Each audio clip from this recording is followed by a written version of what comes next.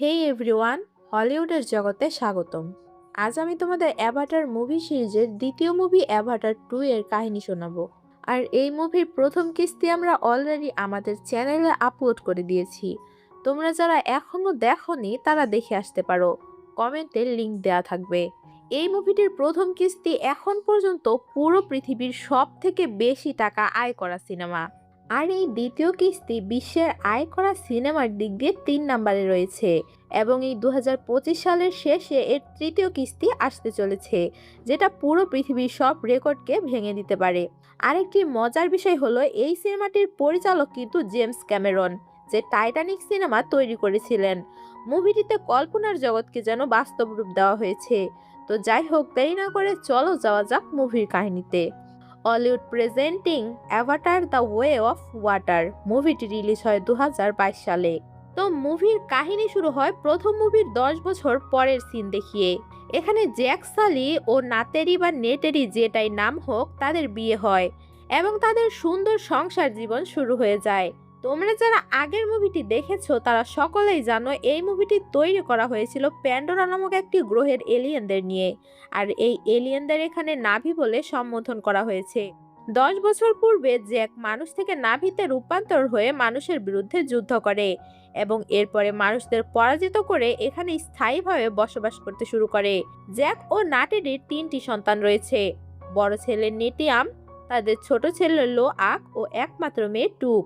এছাড়াও তারা আরও 2টি সন্তান দত্তক নেয়, তার মধ্যে একজন হলো কিরি। এখানে কিরিকে একটি মিস্ট্রিয়াস ক্যারেক্টার হিসেবে দেখানো হয়েছে, যা আমরা মুভিতে পরে দেখতে পারবো। কিরি হলো পার্ট 1 এর সায়েন্টিস্ট গ্রেস আগস্টন, যে কিনা পার্ট 1-এ মারা গিয়েছিল। তার নাভি ডেড বডি থেকে কিরির জন্ম হয়। আর মানুষ কিভাবে নিজের শরীর থেকে নাভি বডিতে ট্রান্সফার হয় তা আমরা পার্ট 1 মুভিতেই জানতে পেরেছি, কিন্তু ডেড বডি থেকে কিভাবে জন্মগ্রহণ করে সেটা এখনো মিস্ট্রি হিসেবে রাখা হয়েছে, হয়তো পরবর্তীতে জানানো হবে। আর দ্বিতীয় যে সন্তানটি তারা দত্তক নেয় সে পার্ট 1-এর ভিলেন কর্নেল মাইলস কোয়ারিচের ছেলে, যার নাম স্পাইডার।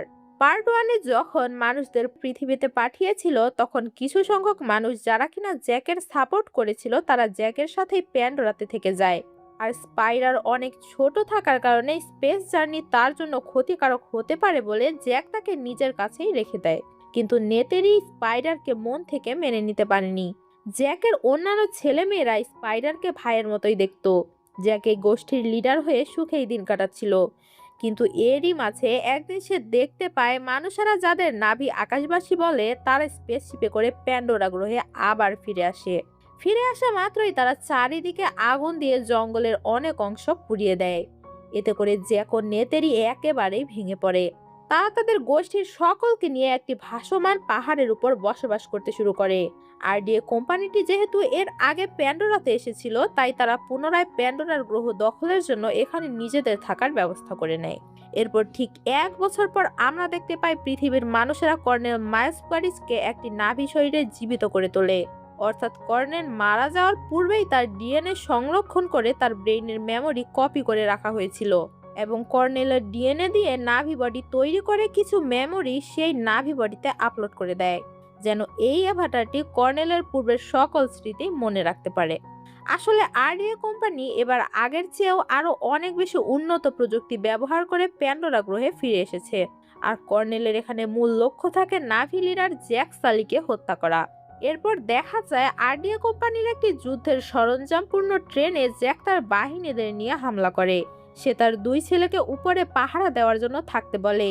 এই সুযোগে তারা অনেকটা যুদ্ধের যন্ত্রপাতিও লুট করে নেয়, কিন্তু জ্যাকের ছোট ছেলে লো আক নাভিদের সাথে যুদ্ধের যন্ত্রপাতি নেওয়ার জন্য নেমে আসে।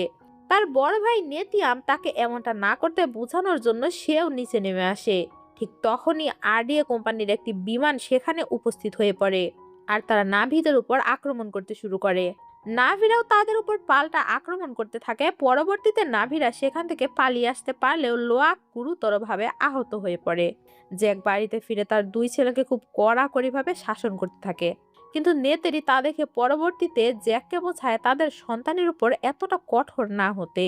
জ্যাক নেতেরিকে জানায় সে তাদের সন্তানদের একজন বাবা হিসেবেই বোঝানোর চেষ্টা করছে। জ্যাক এই গোষ্ঠীর লিডার, তাই জ্যাকের কথা মান্য করা তাদের উচিত ছিল। রাতে ঘুমানোর পূর্বে কিরি তার মায়ের ডেড নাভি বডির সাথে দেখা করতে আসে। সে তার মায়ের কিছু ভিডিও ক্লিপও দেখতে থাকে। তখন স্পাইডার তাকে জানায় তার মা একজন মহৎ ব্যক্তি ছিলেন, কিন্তু স্পাইডার তার বাবার কর্মের জন্য খুবই লজ্জিত বোধ করে, কারণ সে পূর্ব থেকেই তার বাবার সকল ঘটনা জানতো। এদিকে কর্নেল মাইলস প্যান্ডোরা গ্রহে অবতরণ করে ফেলে। বর্তমান কর্নেলের সাথে দেখা করে সে জানতে পারে তাদের সাপ্লাই টিনের উপর নাভিরা আক্রমণ করেছিল। মাইলস সেই ভিডিও ফুটেজ দেখে বুঝে যায় এটা জ্যাকেরই কাজ। সে তাই দ্রুত জ্যাককে ধরার জন্য কিছু সহকারী নিয়ে বেরিয়ে পড়ে। খুঁজতে খুঁজতে তারা ঠিক ওই জায়গাটিতে গিয়ে পৌঁছায় যেখানে পার্ট 1-এ জ্যাক ও মাইলসের ফাইট হয়েছিল এবং কর্নেল সেখানেই মারা গিয়েছিল। এরপর আমরা দেখি লুয়াক, স্পাইডার, কিরি ও টুক খেলা করতে করতে অনেকটা দূরে চলে আসে। তখন দেখা যায় কিরি সেখানকার প্রকৃতি ও প্রাণীদের সাথে একটি কানেকশন তৈরি করতে পারছে। হঠাৎ কিরি অচেতন হয়ে পড়লে পিওর স্পিরিট বা জেলিফিশের মতো যেই উড়ন্ত আত্মা এসে তার শরীরে বসে থাকে, যেমনটা আমরা পার্ট 1-এ দেখেছিলাম। জ্যাকের উপর এই পিওর স্পিরিট গুলো এসে বসেছিল। তখন স্পাইডার সেখানে এসে কিরিকে জাগিয়ে তোলে। তারা খেলা করতে করতে ওই স্থানে চলে আসে যেখানে কর্নেল ও তার সহকারীরা ছিল। দূর থেকেই তারা কর্নেল ও তার সহকারীদের দেখতে পায়। বাচ্চারা তাদের পোশাক দেখে বুঝতে পারে এরা রিয়েল নাভি নয়। তখন লোয়াক তার বাবাকে এই সম্পর্কে জানিয়ে দেয়। তার বাবা তাদের প্রশ্ন করে তারা কোন জায়গাটিতে আছে। লোয়াক তার বাবাকে জানায় যেখানে জ্যাক কর্নেলকে হত্যা করেছিল তারা ঠিক ওই স্থানটিতেই আছে। তখন জ্যাক তাদের সেখান থেকে কোনো শব্দ না করে চুপচাপ চলে যেতে বলে। নেতেরি ও নেতিয়ামকে নিয়ে জ্যাক ওই স্থানে যাওয়ার জন্য রওনা করে দেয়। বাচ্চারা যখন সেই স্থান থেকে চলে যাচ্ছিল ঠিক তখনই কর্নেল ও তার লোকজন তাদের বন্দি করে ফেলে। কর্নেল লোয়াককে দেখে বুঝতে পারে সে জ্যাকের সন্তান। কর্নেল লুকিয়ে জ্যাকের জন্য অপেক্ষা করতে থাকে। এদিকে জ্যাক বুঝতে পারে তাদের বাচ্চাদের আকাশবাসীরা বন্দি করে নিয়েছে। জ্যাক ও নেতিরি তাদের সন্তানদের বাঁচানোর জন্য আসলে তাদের মাঝে একটি যুদ্ধ চলে। এখানে নেতিরি ও জ্যাক দুজনেই জানতে পারে কর্নেল নাভিবটির সাহায্যে পুনরায় ফিরে এসেছে। নেতিরি ও জ্যাক পরিবারের সকলকে নিয়ে পালাতে পারলেও স্পাইডারকে তারা ধরে ফেলে। আর কর্নেল স্পাইডারের সাথে কথা বলার মাধ্যমে জানতে পারে স্পাইডার কর্নেলের সন্তান। জ্যাক তার পরিবার নিয়ে কোথায় থাকে কর্নেল তাই স্পাইডারের কাছ থেকে জানতে চায়, কিন্তু স্পাইডার কিছুতেই তার মুখ খুলে না। এদিকে জ্যাক যেহেতু বুঝতে পারে স্পাইডারের মাধ্যমে তার পরিবারের সন্ধান কর্নেল পেয়ে যেতে পারে, তাই সে নেতেরিকে জানায় তারা এখান থেকে দূরে কোথাও চলে যাবে, কারণ তারা এখানে থাকলে এটা পুরো গোষ্ঠীর জন্যই বিপদ হতে পারে। কিন্তু নেতেরি তার গোষ্ঠী ছেড়ে প্রথমে যেতে না চাইলেও সন্তানদের কথা ভেবে পরবর্তীতে রাজি হয়ে যায়। তারা রওনা করে দূর এক অজানা দ্বীপের উদ্দেশ্যে। আর এখান থেকে শুরু হয় দ্য ওয়ে অফ ওয়াটার। এরপর জ্যাক ও নেতেরি তাদের পরিবারকে নিয়ে অনেকটা পথ অতিক্রম করে ম্যাটকাইনা নামক একটি গোত্রের দ্বীপে গিয়ে পৌঁছায়। এই দ্বীপের নাভিরা দেখতে জঙ্গলে থাকা নাভিদের থেকে অনেকটা ভিন্ন। মানে তাদের শারীরিক গঠন, তাদের লেজ, এমনকি পশু পাখিরাও কিছুটা আলাদা দেখতে। যেহেতু তারা দ্বীপে থাকে তাই সামুদ্রিক প্রাণীদের মধ্যে তাদের খুব ভালো সম্পর্ক দেখানো হয়েছে। আর এই সকল নাভিদের বলা হয় রিফ পিপল। সেখানকার গোষ্ঠীর সর্দারের নাম টোনোয়ারি।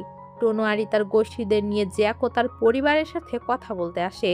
টোনোয়ারি জানতে চায় জ্যাক এখানে কেন এসেছে। জ্যাক তাকে জানায় আকাশবাসীরা তার পরিবারের ক্ষতি করতে চাইছে, তাই সে তার পরিবারকে নিয়ে এখানে থাকতে এসেছে। কিন্তু টোনোয়ারির স্ত্রী, যার নাম রোনাল্ড, তিনি তাতে রাজি হতে চান না। এখানে উল্লেখ্য এই রোনাল্ড চরিত্র যে করেছে সে আর অন্য কেউ নয়, টাইটানিক মুভির নায়িকা কেট উইন্সলেট। দুই প্রজন্ম যার উপর ক্রাশ খেয়ে বসে আছে। তোমরা কে কে তার উপর ক্রাশ আছো তা কমেন্ট করে জানিয়ে দিও।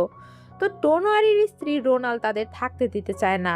সে জানায় জঙ্গলে থাকা নাভিদের বাহু ও লেজ অনেকটা দুর্বল, তারা পানিতে দ্রুত চলাচল করতে পারবে না। সে এটাও বুঝতে পারে এই নাভিদের মধ্যে মানুষদের রক্ত রয়েছে। আসলে নাভিদের সাধারণত 4টি আঙ্গুল থাকে, তবে যে সকল নাভিরা ক্রসবিট মানে মানুষ থেকে নাভি হয়ে বাচ্চা জন্ম দেয় তাদের হাতে 5টি আঙ্গুল থাকে। জ্যাক তখন জানায় তার হাতেও 5টি আঙ্গুল রয়েছে, কিন্তু সে সর্বদা মানুষের বিরুদ্ধে গিয়ে নাভি গোষ্ঠীদের সাহায্য করেছে। তখন টোনোয়ারি জানায় তারা জ্যাক ও তার পরিবারের এই বিপদে সাহায্য করবে, কারণ জ্যাক একজন সাহসী যোদ্ধা ও তুরুক মাকতু। টোনোয়ারি তার গোষ্ঠীর সকলকে বলে তারা যেন জ্যাকের পরিবারকে এখানে থাকার সকল নিয়ম কানুন শিখতে সাহায্য করে। এরপর সে তার পরিবারের সাথে জ্যাকের পরিবারের পরিচয় করিয়ে দেয়। টোনোয়ারির 2টি সন্তান রয়েছে, ছেলের নাম আউনুং ও মেয়ের নাম তিসিরেয়া। তিসিরিয়া ও লোয়াক খুব ভালো বন্ধু হয়ে যেতে থাকে। তিসিরিয়া লোয়াক ও তার ভাই বোনকে নিয়ে পানিতে সাঁতার কাটতে যায়, কিন্তু এদিকে আমরা দেখতে পাই লোয়াক ও তার ভাই বেশিক্ষণ পানির নিচে সাঁতার কাটতে পারে না। আসলে তাদের শ্বাস বন্ধ হয়ে আসছিল। এছাড়াও তারা তিসিরিয়ার মতো এত দ্রুত সাঁতার কাটতেও জানে না। এদিকে কিরিকে দেখা যায় সে একটানা অনেকক্ষণ শ্বাস না নিয়ে পানির নিচে থাকতে পারছে। এমনকি পানিতে থাকা প্রাণীদের সাথেও সে একরকম ভালো কানেকশন তৈরি করতে পারছে, যেমনটা আমরা জঙ্গলের প্রাণীদের সাথে দেখেছিলাম। তিসিরিয়া তাদের সকলকে পানিতে বেশিক্ষণ দম বন্ধ করে থাকার কৌশল শিখিয়ে দেয়। তিসিরিয়া লোয়াক ও তার ভাই বোনকে যতটা পছন্দ করে, তার ভাই আউনুং তাদের ঠিক ততটাই অপছন্দ করে। এজন্য সে সর্বদাই তাদের নিয়ে ব্যঙ্গ করতে থাকে। তারা সকলে ধীরে ধীরে দ্বীপের নিয়ম কানুন শিখে ফেলে। জ্যাককেও দেখা যায় সে প্রথম প্রথম ব্যালেন্স না করতে পারলেও পরবর্তীতে সেও সকল নিয়ম শিখে নেয়। পানিতে থাকা প্রাণী জগতের এই দৃশ্যগুলো এতটা মনোমুগ্ধকর ভাবে ফুটিয়ে তুলেছে, যেটা কিনা কেবল তোমরা মুভিটি দেখলেই বুঝতে পারবে। অন্যদিকে কর্নেলকে দেখা যায় সে এখানকার ভাষা শেখার চেষ্টা করছে। এখানকার একটি পাখিও সে তার আয়ত্তে করে নেয় এবং স্পাইডারকে সে সর্বদা নিজের সাথে সাথে রাখে। পাশাপাশি সে জ্যাক ও তার পরিবারকেও খুঁজে বেড়াতে থাকে। অন্যদিকে তিসিরিয়া তাদের সকলকে পানির নিচে থাকা একটি প্রাণীর সাথে পরিচয় করিয়ে দেয়, যার সাহায্যে তারা পানির নিচে থেকেও শ্বাস নিতে পারবে। রোনাল যখন পানির নিচে তাদের প্রয়োজনীয় জিনিস নিতে আসে, তখন সে সেখানে দেখতে পায় কিরি এখানকার পিওর স্পিরিট, মানে যেমনটা জঙ্গলেও ছিল জেলিফিশের মতো তাদের সাথে খেলা করছে। মানে আমরা বুঝতে পারি কিরির মাঝে কিছু একটা তো পাওয়ার আছে। তবে এই বিষয়ে মুভিতে বিস্তারিত দেখানো হয়নি। হয়তো পার্ট 3-তে কিরির এই সকল বিষয় নিয়ে খোলাসা করা হবে। কিরিকে দেখা যায় সে পানির নিচে একাধারে বালির দিকে তাকিয়ে থাকে। তখন আউনুং ও তার বন্ধুরা তাকে পাগল বলে সম্বোধন করে। এছাড়াও তারা কিরিকে বিরক্ত করলে লোয়াক ও নেতিয়ামের সাথে তাদের একটি ঝগড়া বেঁধে যায়। পরবর্তীতে জ্যাক যখন এই খবর জানতে পারে, তখন তাদের দোষ না থাকা সত্ত্বেও আউনুং এর কাছে লোয়াককে ক্ষমা চাইতে বলে, কারণ জ্যাক তাদের সকলকে পূর্বেই জানিয়ে দিয়েছিল এখানকার নাভিদের সাথে যেন তারা মিলেমিশে থাকে। লোয়াক তার বাবার কথা মতো আউনিং এর কাছে ক্ষমা চাইতে যায়। আউনুং জানায় সে তাকে ক্ষমা করে দিয়েছে। আসলে আউনুং মন থেকে তাকে ক্ষমা করে না। তাই সে তার বন্ধুদের সাথে মিলে লোয়াককে নিয়ে শিকার করতে যাওয়ার নাম করে দ্বীপ থেকে অনেক দূরে একটি জায়গায় নিয়ে যায়। আউনুং লোয়াককে বলে এখানে মাছ শিকার করো। লোয়াক যখন মাছ শিকারে ব্যস্ত থাকে, আউনুং কৌশলে তাকে সেখানে একা রেখে চলে এসে পড়ে। কিছুক্ষণ পর লোয়াক সেখানে কাউকেই দেখতে পায় না। লোয়াক যখন তাদের খুঁজতে শুরু করে, ঠিক তখনই বড় আকারের একটি মাছ এসে লোয়াককে অ্যাটাক করে। মাছটি থেকে বাঁচার জন্য লোয়াক পানিতে থাকা পাথরের নিচে লুকিয়ে পড়ে, কিন্তু মাছটি কিছুতেই তার পিছু ছাড়ছিল না। কিছুক্ষণ সময় পর্যন্ত মাছটির কাছ থেকে সে বাঁচতে পারলেও একটানা শ্বাস নিতে না পারায় সে পানি থেকে উপরে উঠে আসে। আর তখনই মাছটি তাকে খাওয়ার জন্য তেড়ে আসলে তুলকুন নামক একটি মাছ তাকে বাঁচিয়ে নেয়। তুলকুন নামক মাছের সাথে এখানকার দ্বীপের নামীদের অন্তরঙ্গ সম্পর্ক। তুলকুনরা নামীদের কথা বুঝতে পারে এবং তাদের সাথে ইশারায় কথাও বলতে পারে। প্রতি বছর একটি নির্দিষ্ট দিনে এইসব তুলকুন নামীদের সাথে দেখা করতে আসে, যেন এক উৎসবের মতো। তুলকুনটি লোয়াককে বাঁচিয়ে পানি থেকে উপরে তুলে নিয়ে আসে। এরপর ধীরে ধীরে তুলকুনটি লোয়াকের সাথে বন্ধুত্ব করে নেয়। লোয়াক দেখতে পায় তুলকুনটির একটি পাখনা কেটে যাওয়া। এরপর তুলকুন ও লোয়াক একসাথে অনেকক্ষণ খেলা করতে থাকে। কিরিকে দেখা যায় সে মন খারাপ করে একা একা বসে আছে। জ্যাক তাকে প্রশ্ন করলে সে জানায় সে তাদের দেবী এভাকে অনুভব করে। তার হার্টবিট সে শুনতে পায়। সে এটাও জানায় তার এই সকল কথা সকলের কাছে পাগলের মতো মনে হবে, কিন্তু জ্যাক তাকে জানায় জ্যাক তাকে বিশ্বাস করে। লোয়াককে দেখা যায় সেই তুলকুনের সাহায্যে দ্বীপে পৌঁছে যায়। সে দ্বীপে পৌঁছে তুলকুনকে সেখান থেকে চলে যেতে পারে। টোনারি তখন সত্য কথা জানতে চায় আউনুংকে শাস্তি দেওয়ার জন্য।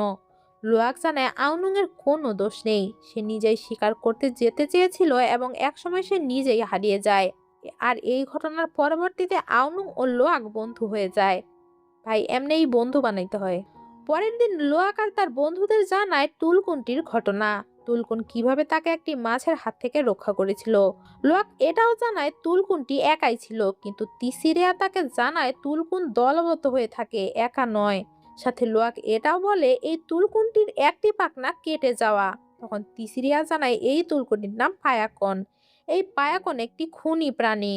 যে তুলকুনদের নিয়ম ভঙ্গ করে অন্য তুলকুন ও কিছু নাভিদেরকে হত্যা করেছিল, তাই তাকে দল থেকে বহিষ্কার করা হয়েছে।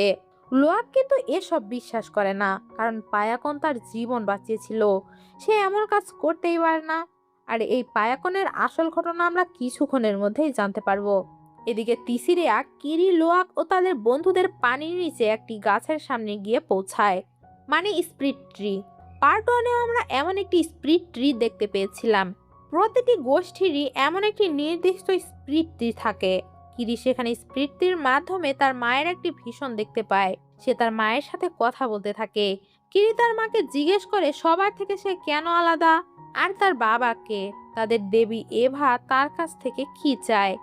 এই সকল প্রশ্নের উত্তর দেওয়ার পূর্বে এক অজানা শক্তি তার মাকে পেছন থেকে টেনে নিয়ে যায়।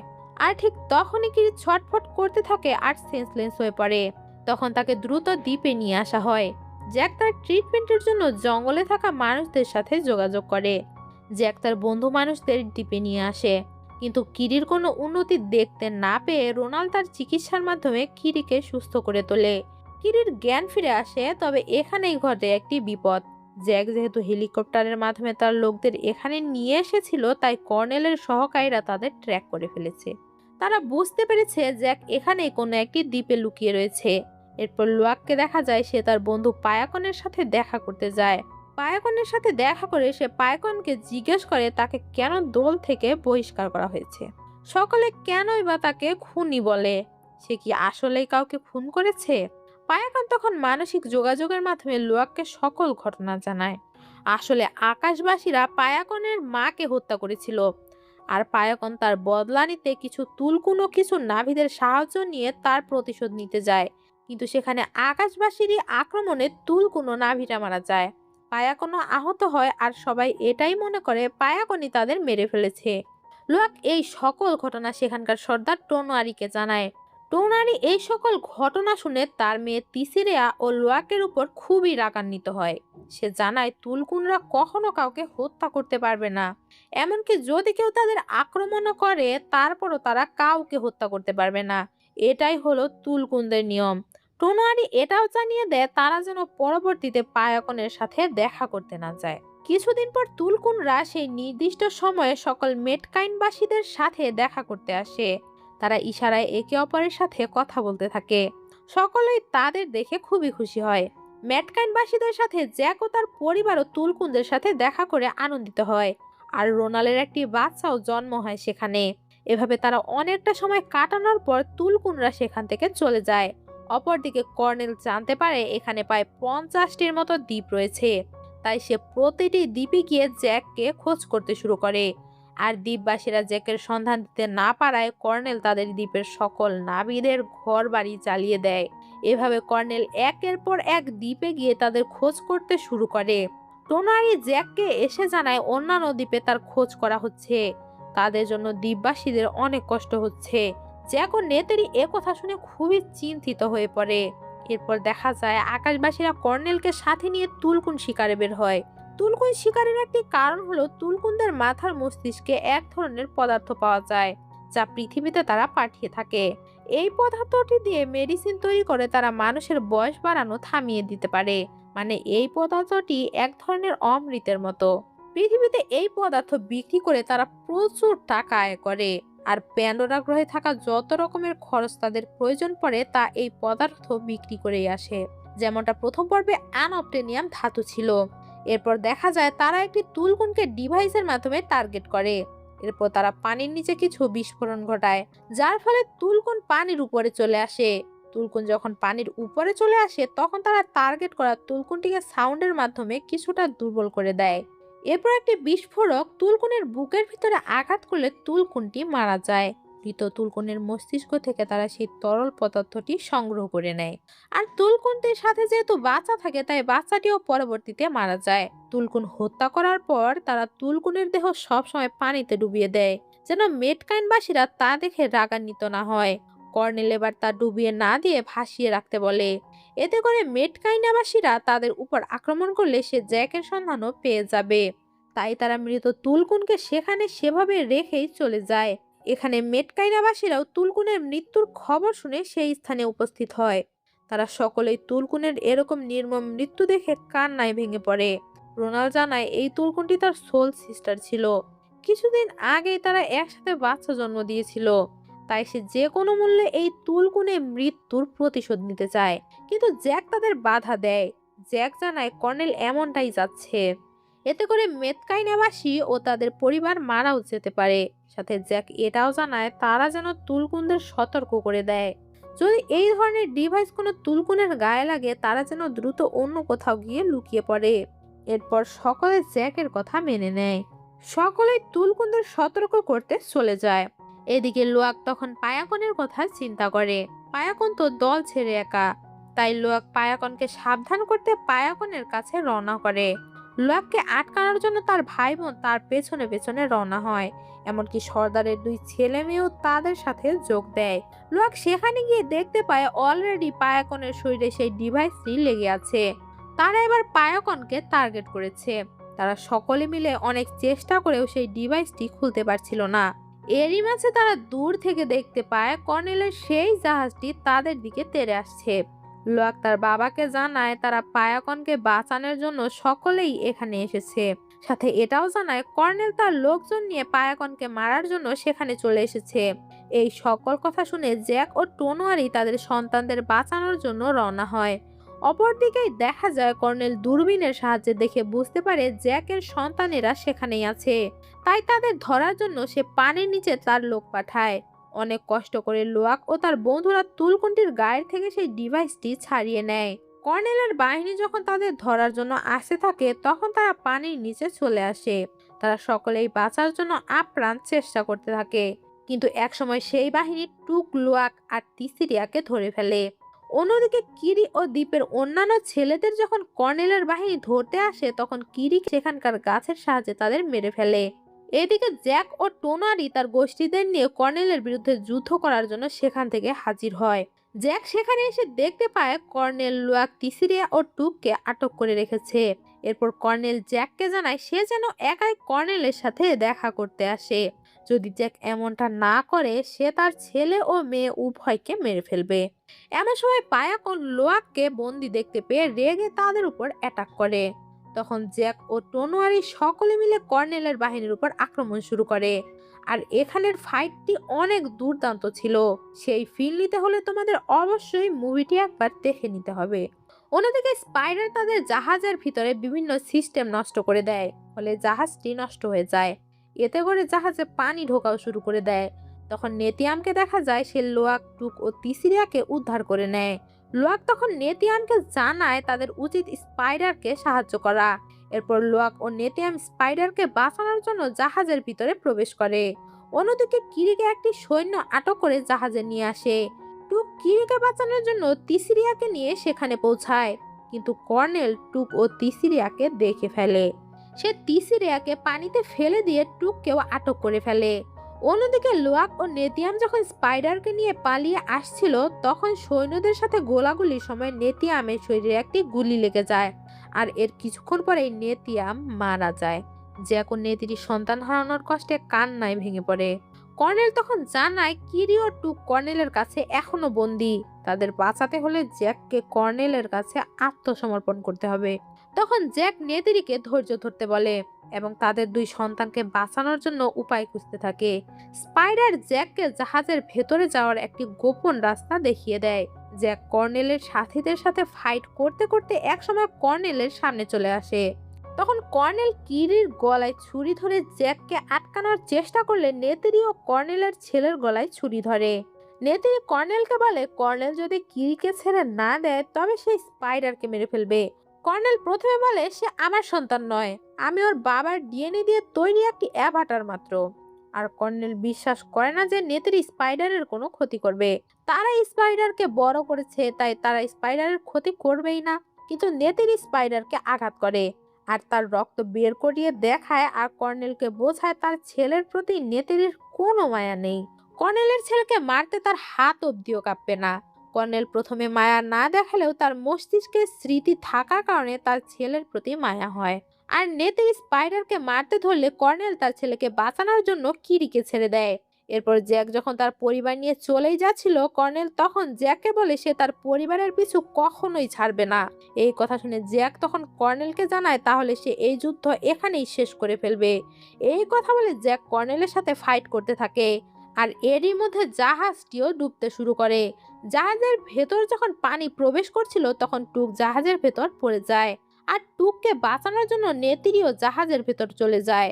এরপর ধীরে ধীরে জাহাজটি সম্পূর্ণ ডুবে যেতে থাকে। কিরি ও স্পাইডার জাহাজ থেকে বের হতে পারলেও একদিকে টুককে বাঁচানোর জন্য নেতিরি এবং অন্যদিকে জ্যাক ও কর্নেল ফাইট করতে করতে ডুবন্ত জাহাজটিতে আটকে পড়ে যায়। টুক ও নেতিরি জাহাজ থেকে বের হওয়ার কোনো রাস্তাই খুঁজে পাচ্ছিল না। আর জাহাজটিও তখন পানি দিয়ে একদম ভরে যাচ্ছিল। যখন জাহাজটি সম্পূর্ণ পানির নিচে চলে যায় তখন জ্যাক কর্নেলকে মেরে সেখানেই ফেলে দেয়। কিন্তু বের হওয়ার রাস্তা খুঁজে না পেয়ে তারও দম বন্ধ হয়ে আসতে থাকে। ওই সময় দেখা যায় লোয়াক জ্যাককে উদ্ধার করে পায়াকনের সাহায্যে পানির উপরে নিয়ে চলে আসে। ওইদিকে টুক ও নেতিরিও জাহাজে আটকে পড়ে গেলে কিরি পিওর স্পিডের মাধ্যমে তাদের কাছে যাওয়ার রাস্তা খুঁজে পায় এবং সেখান থেকে তাদের বের করে নিয়ে আসে। স্পাইডার যখন জ্যাককে বাঁচাতে গিয়েছিল তখন সে দেখতে পায় কর্নেল জীবিত আছে। যেহেতু কর্নেল তার বাবা, তাই তাকে ওই অবস্থায় স্পাইডার ফেলে আসতে পারে না। তাই সে কর্নেলকে উদ্ধার করে পানির উপরে নিয়ে আসে। কর্নেল তার সাথে স্পাইডারকে যেতে বললে স্পাইডার জ্যাকের কাছে চলে আসে আর কর্নেলকে একাই চলে যেতে হয়। এরপর জ্যাক ও তার পরিবার সকলে দ্বীপে ফিরে তাদের বড় ছেলের দেহের শেষ ক্রিয়াকর্ম সম্পন্ন করে নেয়। জ্যাক ও নেত্রী তাদের পরিবার নিয়ে স্থায়ীভাবে এখানে থাকার সিদ্ধান্ত গ্রহণ করে ফেলে। আর এখানেই এই মুভিটি শেষ হয়। এই মুভির আরো পরবর্তী নতুন পার্ট আসতে চলেছে। আর এই 2025-এর শেষেই অ্যাভাটার 3 রিলিজ হবে। আর সেটার নাম হচ্ছে অ্যাভাটার ফায়ার অ্যান্ড অ্যাশ। আর এই পরবর্তী মুভি পার্ট দেখতে চাইলে কমেন্ট করে জানিয়ে দিও। এক্সপ্লেন এই দুর্দান্ত মুভিটি সম্পূর্ণভাবে বোঝানো যদিও সম্ভব নয়, তবে আশা করি মুভিটি সম্পর্কে কিছুটা ধারণা তোমাদের আমি দিতে পেরেছি। আর মুভিটি দেখে একটা জিনিস তো তোমরা অবশ্যই বুঝতে পেরেছো, যেহেতু কিরির পাওয়ার নিয়ে এখানে বিস্তারিত কিছু দেখানো হয়নি, নিশ্চয়ই অ্যাভাটার 3-তে এই বিষয়টি দেখানো হবে।